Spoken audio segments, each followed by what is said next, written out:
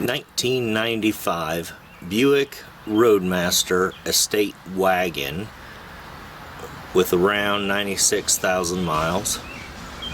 Completely stock as far as engine and transmission and exhaust. Came with the true dual exhaust from the factory. Gonna be doing a quote cold start, but it's 95 degrees out here with the heat index of 100 degrees. This hasn't been run today at all, and we'll see how it sounds.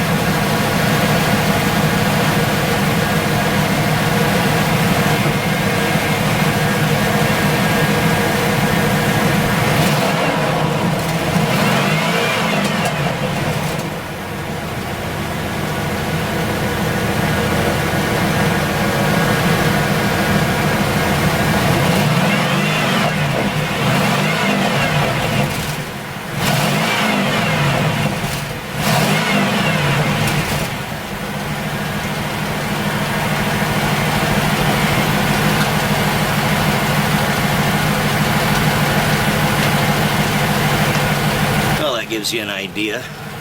I didn't rev it up too high. Don't want to do that till it's had a little time to lubricate and everything. So we'll get another exhaust video here later.